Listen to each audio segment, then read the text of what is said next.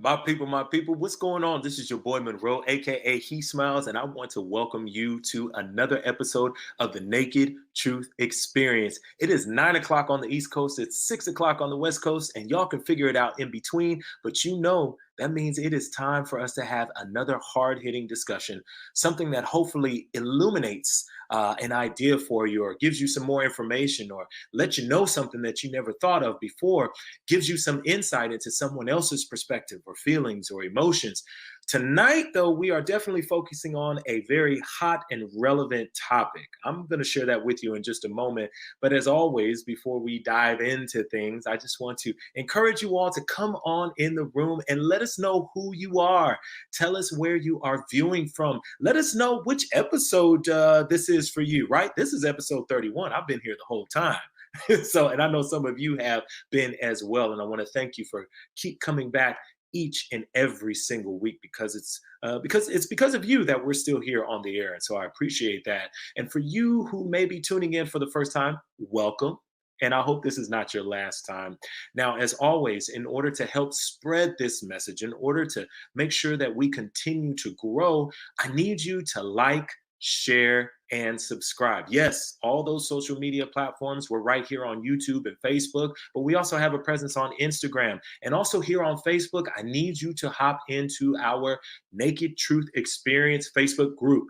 Join that group. So again, we can continue the conversation post-show, and before the show, we can definitely get into some questions that you may have, and you never know, that may show up on the show. So yeah, that's what I need. I needed to get all that out of the way because we get to the meat of it. If you can tell, I'm a little bit excited. I'm excited too, because I'm just going to let you in. Our pre-show conversation was amazing. The energy that these brothers have here tonight, I'm telling you, you're going to feel it through the screen. And I'm excited to be giving us a great perspective, a medical perspective, a communications perspective on basically vaccines and the Black community. Yes, that's what we are talking about tonight, vaccines and the Black community. So now, before we dive into tonight's show and meet our guests, you know what we have to do? We have to talk to our resident wine expert, Dan, the little wine guy. What's going on, Dan? Where you at, man? How you doing today? Hey, how's it going, Monroe? Good to be here as always. Listen, brother, I always appreciate your energy. And you know that background gets me every time. I'm like, that's what I'm talking about. That's player right there. Like, you know, it's good. It holds my spices, believe it or not. I love it, man. I love it.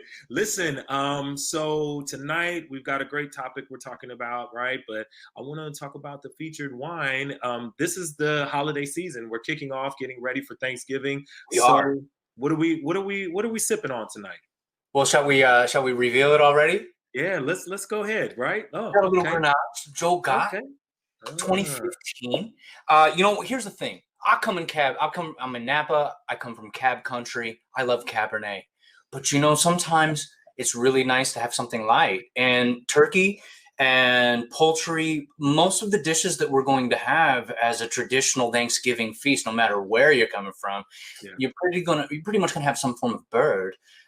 And lighter wines just do great. Grenache, it's like cranberries. It can also be a little bit cherry-like. What I like about this one, though, it's like licorice. If you've ever had Twizzlers, remember when your grandma gave you some Twizzlers? Yeah. It stands out, and that's what makes this one really fun. It's light, it's fun, it's easy, and it's one of the best things that you can get. So, real quick, you talked about it's great with turkey. Tell me anything about pairing. Like, is that essential to when you're choosing a wine and knowing what type of food you're going to be having? What is that about? You know, you talk to a mom, she's going to tell you that you got to have a little bit of acid, you got to have a little bit of fat, you got to have a sprinkle of sugar, right? Mm-hmm. They know from home recipes that there's a relationship and balance. Same thing with wine. So when everyone talks about pairings, they're talking about their preference on those ratios. Wine is acidic. So think about it like this. Whenever you want to pair something, where does that little bit of mouthwater belong? And as long as you add your wine as the point of mouthwatery, you'll be good to go. Okay. All right. All right. So y'all heard it here. Where do you want that mouth watery? I love that. I'm gonna say that. Where do you want that mouth watery to occur? That's where your wine is gonna go. Listen, Dan, man, I appreciate you. I'm excited to see what we're going to be doing throughout the rest of the month of November, and I'm sure our viewers are as well, man. You Absolutely. And if you guys have any pairing ideas or things that you would like oh, to have yeah, featured for your family dishes, yeah. let us know. I love that. Dan, I love that. So you guys hear it here. And you need to join our Facebook group and let us know. But I love that. So talk to us about what your pairings are, maybe some of your traditions that you might want to share with us. Listen, Dan, as always, man, it's great to see you. Have a great rest of your night. You too, Monroe. Thank you. Cheers. Take care. Take care. All right, y'all. So let's go ahead and dive in. Usually I do my guests and we do the pop up, but we're just going to start with our first guest tonight. He's no stranger to the Naked Truth Experience because he was here last month talking about deconstructing COVID-19. And he was gracious enough to come back tonight as we're talking about the vaccines. So I want to bring on my brother, Dr. Jamie Rutland. He's a pulmonary critical care MD. And again, he's a live wire. Here's what I love. Here's what I love. Here's what I love, man. Tell me. Because again, for y'all who don't know, again, we went to high school together. I told you the story about we took the best friends to homecoming, all that kind of stuff, whatever. But I appreciate that with all of this man's accomplishments and the credentials, and we'll talk a little bit about where you can see him later on. Man, this brother's still the same, cracking me up over here, you know what I'm saying? Like, I love it, man, and it's truly my honor. It's truly my honor, man, to have you back on the show tonight. We had a little bit of technical difficulty, and I'm gonna tell you, man, We last did. time, I apologize for that. That's why I said I owe you. I was outside. I was about to go to the ICU. I apologize. I'm at home. No, it was all good. But the thing was, it was like one of those cliffhangers because you was like, and the real fact is, and then we were like, what's he about to say? That's what I was trying to do. I was trying to draw y'all in. Oh, See, yeah, I want you to have more guests. You see what I'm saying? You see what I'm saying? I ain't lying, you know. Listen, man. Listen. Let's just do a quick check-in from the last time we talked, man. What has it been like for you in your practice and what you're seeing? Are we seeing, yes, we've seen in the headlines there's a rise in cases and spiking in different places. How is that translating into what you're seeing every single day, you and your staff? Like, what are you saying? You know, there's a rise, but it's not like oh, there's more cases today. No, there's a world record every day. Wow. I'm talking every day. There's a world record of cases, all right? Yeah. What that means for me in my practice is it's a lot of this. I get a lot of text messages from people saying, hey, I got coronavirus. What do I need to do? In the ICU, I'm seeing the same types of people in the ICU. We have I'm at a hospital in Newport Beach on the water there. We probably have like 4 in the ICU at any given time. But we have a lot of people in the hospital that have it, right? And so I think what's happening is you've got a lot of people who have it, and we're nervous as physicians. We don't really know what to do. There's new medicines coming out all of the time. There was just one that was authorized for emergency use that I think is excellent. Well, I think last time we talked, Trump had just had coronavirus. We talked a little bit about his cocktail. Yeah. One of the medicines that he received in his cocktail, or at least the concept of that medicine, was the one that was just released for emergency use a couple of days ago. Okay. A monoclonal antibody that's used for outpatients. The first medicine that's FDA approved for outpatients for SARS-CoV-2. So again, it's an exciting time from a scientific standpoint, but it's a crazy time from a social standpoint because this shit ain't going nowhere. Yeah, it's not going anywhere. And so you're talking about medicine to treat the disease once someone contracts it. And what we're talking about here is vaccines to hopefully prevent you from even getting it, right? And so when you look at the piece of treating something, let's just talk about proactive versus reactive, right? When we talk about this concept, for many of us, we can be reactive in our daily lives versus proactive, right? Let's eat healthier. Let's exercise more. That may reduce the risk of certain, ailments or illnesses or different complications that may come. But when we talk about vaccines, there are some major concerns, or there's a lot of skepticism, particularly in the Black community, around, being proactive. And I'm saying this for a reason, because when people want to prevent something from happening, why would anybody not want to take the precaution? Is the question that I think people say, why wouldn't somebody want to take a vaccine? And that's what we're talking here tonight, right? Mhm. So just before we dive into it, your thoughts on the proactive and the reactive, and are people valid in their fears for not wanting to maybe take a proactive measure? One of my biggest beefs with medicine is this concept of reaction. Mm. Now, the study of the concept of evidence-based medicine is an important one, and I believe in the scientific method. The problem with the scientific method is that you actually have to have a disease take place to be able to take it away, right? Okay. And that is being reactive, which I think is stupid. Because what happens is you're allowing people to get sick, you're allowing people to get really ill, and then you're giving a therapy because you want that therapy to be efficacious. In other words, if they get to a severity of 10 and they don't die, and you give them a therapy and now they're at 0, that's a medicine that's 100% efficacious. It took it completely away. The person had to almost die, but it took them completely away. Yeah. That is evidence-based medicine, okay? That is what it is, right? Yeah. You have a disease, you have something happen to you that's bad. Now, in terms of SARS-CoV-2 and coronavirus, all right? The issue is you don't want to get the virus because it activates the inflammatory response in such a way that is life-threatening in a minority number of patients. Yeah. It is a minority number of patients, right? About 1% of patients, at least right now, are dying from the disease, right? Not high. So when you look at a disease like that is so life-threatening, right? You get really, really scared of contracting the illness. So you want to find ways to prevent yourself from getting it. The first thing you should do is wear a mask. Yeah. Right? Wear a mask, be respectful of your surroundings, wash your hands, and just be hygienic, right? Have good hygiene. That's obvious. Don't be in large crowds. Don't have a lot of people in and out your house. Don't be around a whole lot of people. It's simple stuff that's very hard to do because we're a very loving society for the most part. When you look at, and I think what you're getting at, I don't know if you would even ask the question yet, but we're talking about African American people being skeptical of a vaccine, right?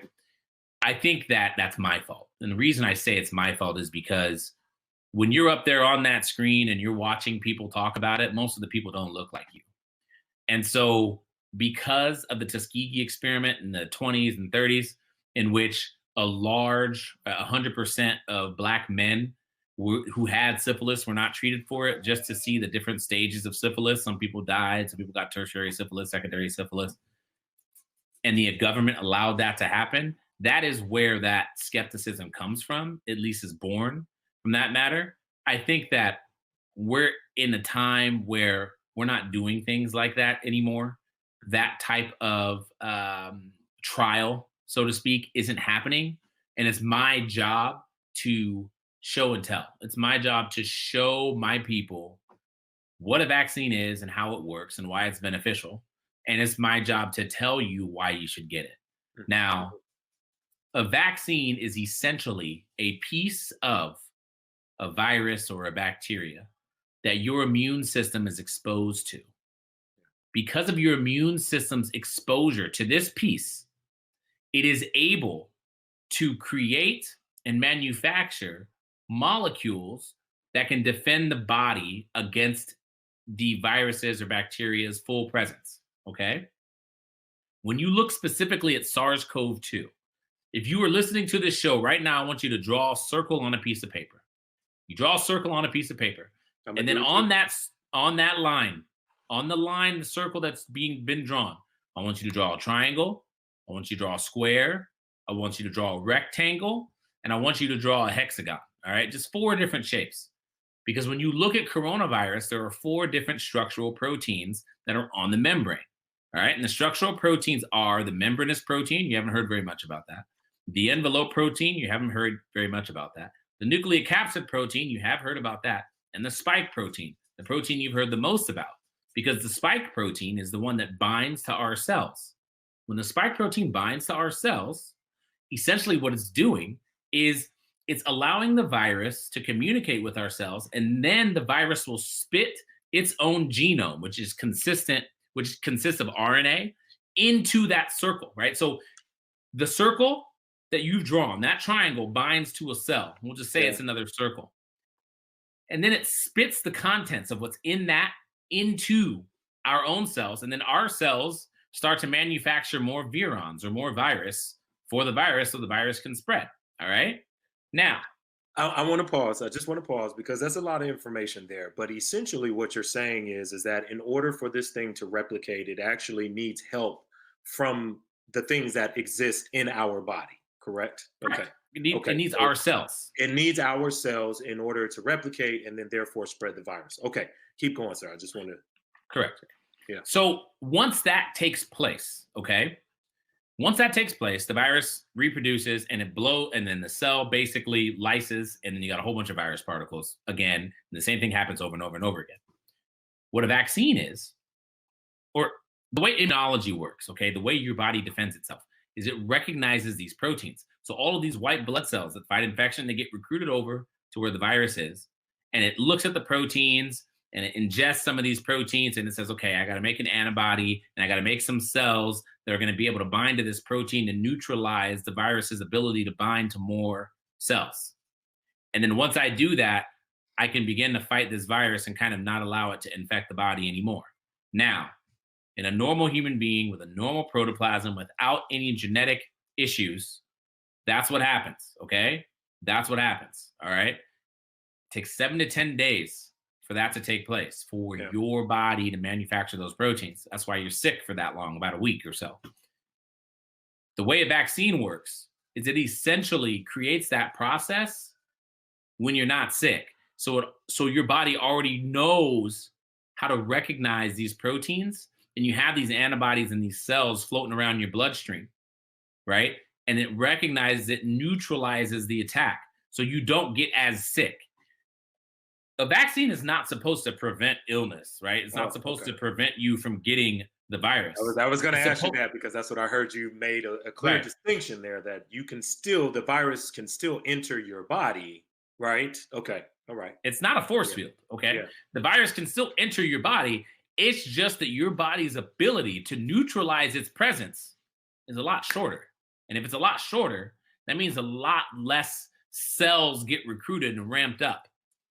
Let me ask you this, Dr. Rutland. Sorry, I want to make sure that our audience is following along. Mm-hmm. With that fact, can someone have a positive, essentially, when this comes out, and once the vaccine is made available and they take the vaccine, they have these proactive cells that are ready to fight. Can they still get a positive COVID test? Because you said it's a shorter amount of time, right? So someone could essentially still test positive, even somebody with the can vaccine. still test positive, right? They may not be as contagious or infectious, but they could still test positive. That's correct. Yeah. So when you're looking at this overall, okay, what ends up happening, people who get infection that's out of control, it's really our own immune system that's just going haywire and just causing all kinds of inflammation, clogging up the lungs so you get short of breath, clogging up the blood vessels so you develop blood clots, right? Clogging up the heart so you can develop some ischemia of your heart. You can develop inflammation of your heart walls. So that is the issue with the virus, is its very presence causes a lot of inflammation. When you look at children, and this paper was published this morning, and when you look at children do not get as sick because they're exposed to coronavirus all the time. There's 7 different coronaviruses. 3 of them are severe, but 4 of them we get every winter. And children are exposed to these things. And when you look at children, you test them for antibodies and cells that recognize SARS-CoV-2, the spike protein. They have a lot more of those around, which is why they don't get as sick. So that's what a vaccine is supposed to do. Again, it's not going to prevent you from getting the illness or getting the virus. It's going to prevent you from ending up in my ICU or in my hospital, right? And that's really, my job for my people is to be able to spread that kind of information so that people understand that part.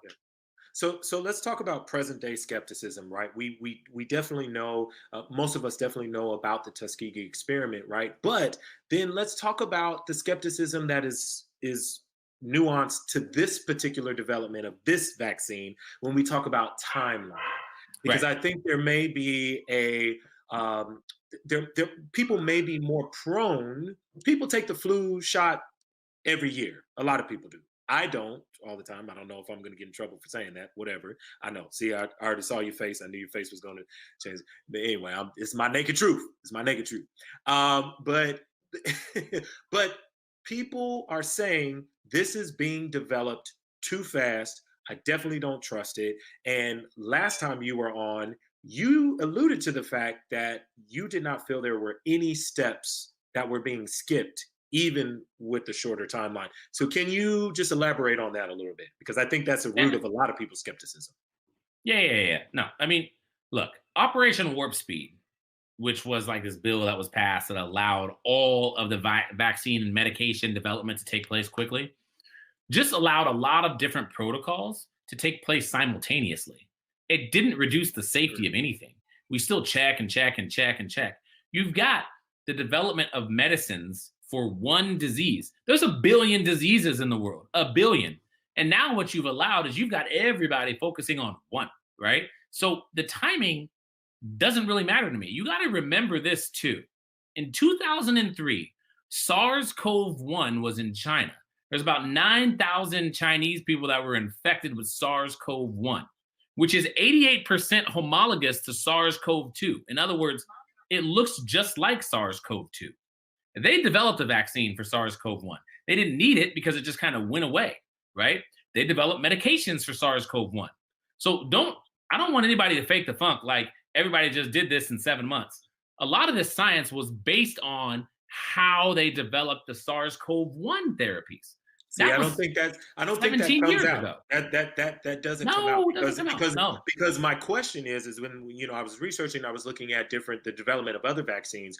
We're talking about timelines of years, and so, but nobody's talked about what they were able to build upon in order to get to this point in the vaccine process. Right. I think that's the a point immunology was there. The immunology, the knowledge was there. They knew the structure of the coronavirus. It's a common virus. You already know the structure. The proteins had been studied, the spike protein, the membranous, the nucleocapsid. Remember, those tests came out like that, right? So all of these things had already been developed. Yeah. And so everybody whining and screaming about timing, oh, it's too fast. No, it's not too fast. It's appropriate because I don't want to die. I don't want you to die. You flying everywhere all over the damn place. I don't want you getting that stuff. Hold on. How you gonna tell my business on? It's just anyway. Yes, I fly safely. But let me say this though. I do feel like people do have, if they don't have access to that information as far as what foundation is being built on and all we're seeing in the media. And we're going to have Henry Stewart on, who's a communication strategist, in a moment, and he'll talk about the messaging. But I think people have a right to be skeptical if they're saying what I see in the development of all of these other vaccines or immunizations is this long timeline, and you're telling me it seems like that within a year we are at this place. So I think there's cause for skepticism if we're not given that information. I just want to hear from a viewer real quick, because I want to get your response, because I think this also then speaks to where we are in our community and how people think about this vaccine. Julius, if you can bring that up for us. Hey, Monroe and the Naked Truth Experience family. So Monroe asks, what were my thoughts on the vaccine, the potential impending COVID-19 vaccine that's coming? And I'll put it to you like this. I am a lot of things, but I'm not a lab rat. Now, I know that it's going through trials. I know that it'll be tested and all those things, but I am just not willing at this point in time to be one of the first people, once it does become available, to take it on. I don't know if it's because of, what is that, Miss Evers boys, or what it is, because I've had like flu vaccines before. I didn't get it this year. However, and I know they've been recommending that for the very same reason. I've just gotten into a space as a vegan, as someone that takes care of myself with, I guess, non-traditional methods, with eating very well and eating raw fruit and vegetables and things like that, that I've been blessed to not get sick, knock on everything right now. So I kind of just want to stay in that vein. So those are my thoughts. That's all I got. Not yet, not for me, but you can do it if you want to.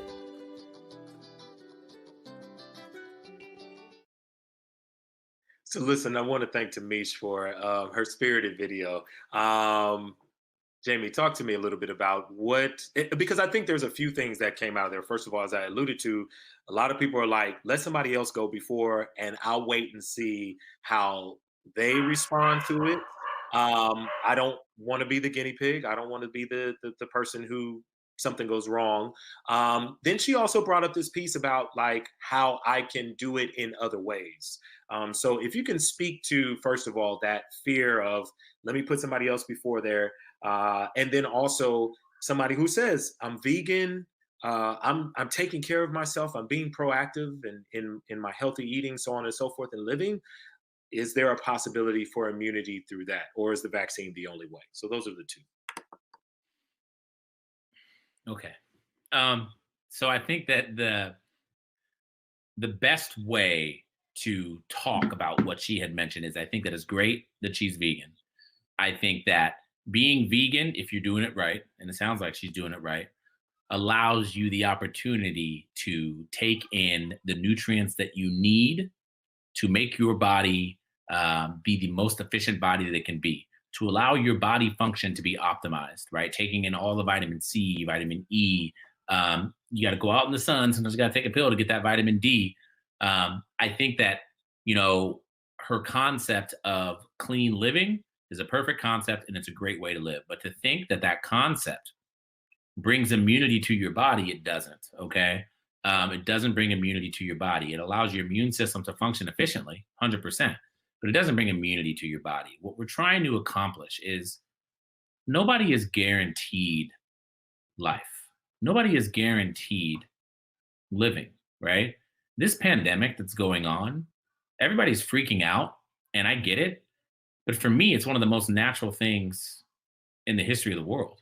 What do you think happened to all of these other groups of people that disappeared off the face of the earth? The Mayas, the Incas, the Aztecs, all of those groups of people. You think they got picked up by a spaceship? No, this is what happened. There was some virus out there. There was some pathogen out there that killed them all. And the reason that pathogen is not around anymore is because the virus it couldn't live anymore because all the people that it could infect were gone. So what we're trying to accomplish with vaccination is we were trying to prevent life-threatening, life-ending illnesses from taking place. Tamish probably got the measles vaccine, and she's never had to deal with measles. She looks young enough to where she probably got the chickenpox vaccine, and she's probably never had to deal with chickenpox like we had to when we were kids, and we had it, and we had all the stuff on our face and all over our body. But the point is that I understand the skepticism when something is not understood. I get it. But the study of immunology, or immunology in general, is a concept that's difficult to understand. It is about cellular communication. And it's about cellular communication that leads to the production of things in your body that are protective, so you don't get life-threatening illnesses. As somebody who works in the hospital and goes from patient to patient to patient to patient to patient with multiple viruses and multiple pathogens, vaccination for me is essential because I don't know what I'm walking into. I don't know what room I'm walking into. When you look at the coronavirus, everybody says, I don't want to be a guinea pig. I'm not your guinea pig. I don't want to be the first. There are clinical trials, and there are different phases of clinical trials. There's phase 1, 2, 3, 4. And when you look at the different phases, here's something I want you to understand. On the vaccine trial, the Pfizer BioNTech vaccine trial, the mRNA vaccine, the one that's 90% effective. 90%, yeah, data shows. Right, the one that this week, okay? Mm-hmm. There are 45,000 people in the study already that have already received the vaccine. So I don't know what the hell you're talking about. Talking about I'm not going to be no guinea pig. You ain't going to be no guinea pig. It's already been given to 45,000 people. What are you talking about? Well, but again, I want to go There's into, no and I know this. again. Okay, no, but here's what I'm saying though. I want to give. So you said something to me tonight in our pre-show meeting. You said nobody dies from the vaccine. A right? vaccine. Okay, but what I'm saying is I don't think that is communicated in a way that is as clear cut as you have just said it in that way. Because here's the myth at times, and why I even hear people say I don't take the flu shot because the shot gives you the flu, and I got sick after. That's exactly not right. me, but But hear what I'm saying. What I feel like people say is, the flu may be one thing, and we know that the flu can be fatal as well. Like we know that. 50,000 people a year in the United States. We know that. For the way in which, and we're gonna transition to the segment with Henry in a moment, because I want to talk about like marketing and messaging, because I've heard that statistic that the flu kills people every year. Yet we have this pandemic that is causing mass hysteria in many cases because of the way it has been. The way it has been told to us how this thing is happening in our society, the many people that it's affecting. So I just want to say that, yes, what you just said to me tonight, I had never heard. A vaccine is not going to kill you. So if somebody believes that they're going to get some of the virus, essentially, and they're hearing COVID is killing people, they're like, I'm not going to be your guinea pig, right? And that's what I'm saying. I'm not saying that the facts that you're giving tonight aren't, True. antithetical to that or not true, but I'm just saying, like, there's some reason for that. Listen, Jamie, I want to just transition over to some of the marketing and the messaging for a few moments. So I'm going to bring Henry on, and then we're going to come back because I want to talk more about the clinical trials. When you and I talked originally, you actually want to appeal to Black folks, African Americans, to participate more in clinical trials. So I want to talk about that when we come back, just a few more moments. All right. Listen, I want to thank Dr. Jamie Rutland for that segment, and we're definitely going to bring him back because this is some good stuff, y'all. But I want to transition our conversation into the messaging, and for that, I've got my brother Henry A. Stewart. He's a communication strategist. Henry, where you at, brother? I'm definitely excited to talk to you. How are you tonight? I'm good, Monroe. How are you, brother? Hey, man, I'm good. Listen, power. I love it. I love that. It's what we need. Man. It's what we need. We need power tonight. So you heard me talking to Jamie, to Dr. Rutland, and there was a lot of stuff, right, that we were bringing up. And one of the things that I wanted to say to him, and that I was saying to him, is that all of the facts and things that he's giving, a lot of people may not know, and I really believe that a lot of our skepticism is rooted in things we've heard. Things that have been passed down from generation to generation. But even for us who may be independent thinkers and who can do research and so on and so forth, the messaging may be all wrong, or things are left out, or things are not put into context. So you are a communication specialist who's had an extensive amount of experience with healthcare and health-related issues and public health. Talk to me a little bit about what you're hearing out there with our community, Black folks, and this vaccine that's coming up. Well, quite frankly, Monroe, I'm hearing a lot of what you're hearing. The opinions. Like, to me, she basically is the composite of what we're hearing. I mean, she takes care of herself. She's a smart woman, you can tell, and they're just not here for it. I mean, for lack of a better way of putting it. Folks are remembering Tuskegee, but also what I think that, before, Saturday, what was before us, that we did not trust the government. We did not trust anything that we thought was coming from the man or the establishment. And so with that comes this inherent distrust of this vaccine. You talked about the whole level of sequence and how fast it was going. Now, Jamie gave a great explanation as to how this was being developed. However, the FDA itself said it's giving it an emergency use certification or what have you. So other drugs that we take years, like you said, to be developed. So folks are like, wait. Don't rush and give me something, and then I'm hopped up on this thing and don't even work. And so I think that we need to talk in plain language about saving our own lives. Unfortunately, we are a nation that has learned to accept information in sound bites, slogans, memes, and in about 140 characters. I said, so with that, we've got to distill some of the critical messages to communities that are traditionally distrustful, and for good reason. I mean, some stuff has happened. Let's be honest. And then as African Americans, we've been getting killed by the establishment for years. And so for that, we have to be very, very direct with our community about why we want to take this vaccine, why we need to take this vaccine. So like, I think Jamie said something that was very, very important. You can't die from taking it. But that hasn't been said. No one says that. Also, we need to put Black doctors in front of Black people. And he said that he took some responsibility in saying, like, I need to be the one to be messaging to that, and in his eye, meaning other. So that brings a question for me. I was going to say, okay.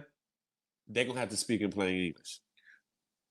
So, which is what I do. I help to distill kind of really, really complex conversation about cells and neutralizing antibodies and this, that, and the third, to saying, okay, number one, you can't die from the vaccine. Number two, what the vaccine does is it gets in your body and helps you to respond to being exposed to this disease. Number three, you say it, I mean, so we got to look at each of the things that people are going to say and anticipate their answers. Why did it take so long? Well, you know what? Instead of us focusing on the billion diseases that are out here, we decided that everybody was going to focus on this one. Now, this is the other part of it. Big Pharma has been an enemy of Black people for years. Speak on that. From drug pricing to side effects that adversely affect African Americans. And then folks are afraid that, okay, if Black people were not in the clinical trials, then how do we know it worked for us? Well, and when we come back, the three of us come back, I want to talk about that. But let me say this. You were talking about how it needs to be messaged, but I want to hear, who do people want to hear it from? Doctors. I think that's important. So that folks respect, one thing I love about my grandma is she loves credentials, because she's going to look for credentials, and she's going to say, listen, it's certified, it's validated. And so you mentioned something when we were, just kind of preparing for this interview, and you said, as much as we love our pastor, right? He ain't go to medical school. He didn't go to medical school. So even in messaging, we still need to hear it from doctors. But now let's talk about getting the information out there in different ways. Jamie talked about at one point, I also had another good brother of mine and also his colleague, Dr. Italo Brown, on, and he's got this barbershop initiative, right? I believe he's your fraternity brother. Yes. And so he's got this barbershop initiative. And we talked about disseminating information throughout the community where we are. Right.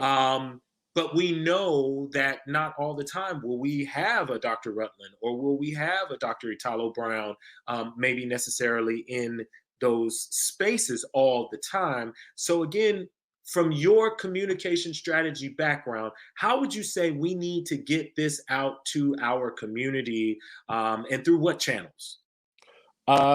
I think that, so for instance, when I worked on a campaign to get folks to sign up for the ACA, which we call Obamacare, the Affordable Care Act, and to sign up with the exchanges, there is no silver bullet.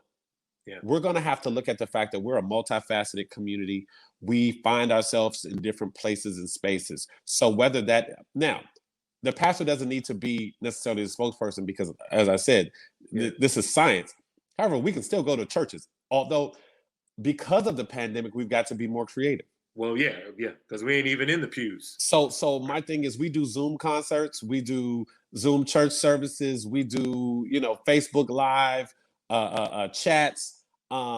We need to look at where are the places, like you said, where people already are. What are the mediums that people are using already to communicate during this time of pandemic? It may be that we not, like, the ads that come up on Hulu and Netflix need to talk about the myths associated with the vaccine. One of the things that, we look at Discovery for PrEP. Yeah. Oh, yeah. So we have nuanced helping people be safer about sex practices. I think one of the things that we need to do is think about what would make me take this vaccine, even though I am apprehensive? I mean, let's be really honest, Monroe. You and I mean, we're really good friends. Yeah. We love a good brunch. Yeah. We love a good happy hour. Don't we? And so guess what? We ain't gonna be able to get back to that till y'all get stuck with this vaccine.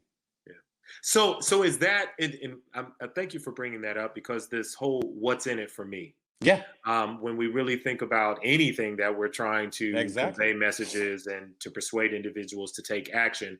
So this whole "what's in it for me," and so helping and we know that the "what's in it for me," going back to, it's not a silver bullet, because from generation to generation, it's going to mean different things. Exactly. But being able to really understand what people get into the minds of people, why they are skeptical, and what speaks to their motivations. What speaks to their motivations? I think that was a good point there. Henry, I want to say, you work with the aging population. You have experience with the aging populations. Are the aging population not here for it? Okay. Not here for it. You already, but even though they're the most vulnerable, though, right? They're one of the most vulnerable populations. They are. And then when you intersect that with race, there is a fear. These are the folks who have lived through, some of them, Jim Crow, the civil rights movement, and then even now, 4 years of Trump, Black Lives Matter, and then overlay that with the Great Depression and all of these other. So for them, they're like, you know what? I'm gonna just hunker down. I survived all of that stuff, because these are still some of the same people who don't get the flu shot. I would, and so there's going to be there's two campaigns that need to happen. One will be a trust campaign over the vaccines in general, to basically educate people and help them to trust vaccines in general before we even get to the COVID vaccine. Then we need to educate people on the nuances and the specificity of why a COVID vaccine is absolutely necessary, especially for those who have pre-existing conditions and things that already attack their bodies. Dr. Rutland talked about what the vaccine does to you if you are a person without anything that's already attacking you. And so many of our aging populations, our parents, grandparents, aunts and uncles, and people that we love so much, have, the diabetes incidences and et cetera. Those are things that heart disease and et cetera. Those are things that attack that population. And so put on top of that, the COVID, then you're sitting in his ICU. Yeah. Listen, I want to bring on Dr. Rutland, and we're gonna let's have this discussion with the three of us. And I want to get into this piece. You talked about it in your segment just now, where we're not part of the clinical trials. We're not. And I know, Jamie, welcome back, man. Listen, I know, this is what I love about Jamie too. You guys can't see this, but he's going off in this chat, this backstage chat we got back here. So I'm looking and I'm listening. Before we get into, I know there was a few things you wanted to maybe clarify a few things, but let's open up the discussion about the clinical trials, Black people participating in that, and how that could potentially either ease some of the skepticism, and then also I want to talk about having us participate in that, how that moves medicine along, forward, period. So, Dr. Miller, I'm going to start with you first. So we're really good at criticizing, all of us. We're a really skeptical nation, United States in general, okay? We cannot sit here and say, well, I'm not taking that shit, and then say, well, we're not in the clinical trials. Well, you don't want to be in the clinical trials. You just literally told me that you don't want to take it. So how can I get you to volunteer for the clinical trial if you don't want to take it? You can't complain about what you don't participate in. That is interesting. That's an interesting dynamic there. And so you'll have the same people say these types of things where, and I don't just mean, I'm not just talking about Black people. I'm talking about people in general. I got Black doctor friends that are like, I'm not taking that vaccine either. I got in an argument with one of them yesterday in our little group that me and Italo are in. We're arguing with one of them about taking the vaccine. He'll take any other vaccine but this one. And it, again, I hear you on the messaging piece. It's an educational piece. Mm-hmm.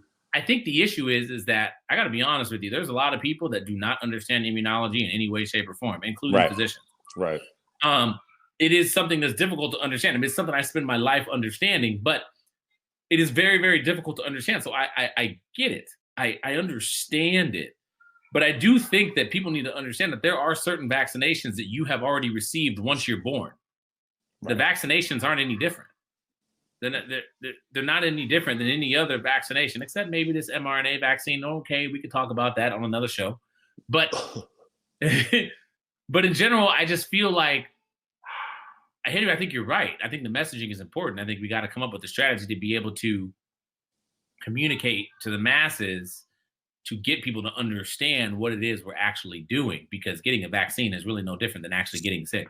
So you say that we talk about the chicken pox, we talk about the measles, all these different vaccines that many of us have, taken or whatever, whether we knew it or not, right? Because if we're talking about when we were born. So then are we saying, and Henry, definitely I want to hear your piece on this too as well. Are we saying that this, because of the political climate, because of the social climate, because of the distrust with the administration, because of that exacerbates the mistrust or the distrust or the skepticism, right? So then we're looking at, do we need to call that out, acknowledge that, and then still be able to say, hey there, can we do that, call that out? And do you, and Henry, from your research, do you feel like people would be able to separate the two? Do we feel like in this climate, people could separate the two? Well, yeah, we won. So did we? That's another show. Cause hold on. Don't even get me there. Cause I haven't yet popped the bottle yet. I need to, but go ahead. Oh, well. So here's the thing. The most popular debate, the most popular presidential debate, our sister Kamala Harris, when asked about taking a vaccine, said to the nation and by extension, the world, I ain't taking it if Donald Trump say take it. Here's the thing. A lot of folks were like, see, sis said we ain't taking it. I ain't fooling with it. Now, what I think that we need to do to neutralize that is she, along with other people, doctors like Jamie, need to say, okay, what is it that are you choosing this to be the thing that you die of? So there's that real dire message. But then you got to make it easy for people to understand why they should take it and then how to take it. Because we haven't even talked about how the states are going to distribute it, how much access people are going to have to it.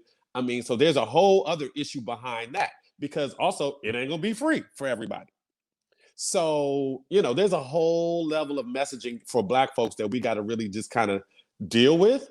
But also, again, Jamie, brother, I was so excited listening to you because you're real smart. You can get ignorant in this chat, but but the thing about it is you explained the process, I think, in a way that was as straightforward as you could. But I know our people, it took you longer than I timed you. It took you about 2.5 minutes to explain that. The average video that we watch on YouTube or meme is only 2 minutes long. We call that snackable content. That's the attention span of America. 2 minutes, 2 minutes at a time, unless somebody is fighting or having sex. So the thing is, so in the absence of that, unless we're gonna do ads on Pornhub, we're gonna have to you said meet the people where they are. So I'm just saying, I don't know. It is free. It is free during the pandemic. Y'all ain't heard that from me. Anyway, what I'm saying is that's another show. I told you guys when this show started, the energy that was started before the show is going to... I just heard that. I didn't know. I don't know. Finish your sentence, brother. I want to. So what I'm saying is, we have to be able to not dumb it down, but distill it so that people understand, what are we talking about? Why should I care? And now what do you want me to do? The what, the so what, and the now what. That's how we gonna have to do this. Jamie, I'm gonna ask you just a quick question. We're gonna get ready to wrap up the show. Jamie, is that possible when you are trying to communicate what may be very complex and intricate knowledge and information? Is it possible, or do we lose key components that then borderline, not enough information or taken out of context? That's it. And I know you have a whole show on YouTube, Medicine Deconstructed, where you do that. But again, in agreeing with Henry, myself included, I'm like, man, if it's not something that I'm like, this is my passion, this is my whatever. And even sometimes with that, I'm scrolling through and I may miss some things. So damn it, it is time for people to care about their damn selves. You have to care about yourself. You have to care about your body. You have to care about yourself. Now, if you're not going to care about yourself, you got to care about your mama. You got to care about your dad. If you have one, I ain't got one, but whatever. But you have to care about your family. And so for me, my goal is to allow people to understand the function of their body and how to get your body to function optimally in a way that makes sense to them. So much so that they're interested when things such as this pandemic happens, right? And you have to build on things. You can't just blah and get everybody to understand everything at once. That shit does not happen. You have to build. You have to build a house. And how do you build a house? You got to lay a foundation. You have to lay a foundation of education for people to understand the concepts that will allow them to make the decision for themselves. For themselves. I don't want to tell you to get the vaccine and you say, okay. I want to tell you about coronavirus, tells you how it works, and I want you to ask me, I wonder if there's a vaccine. Then I've done something. Most people try to tell you to change your mind and get you to say yes.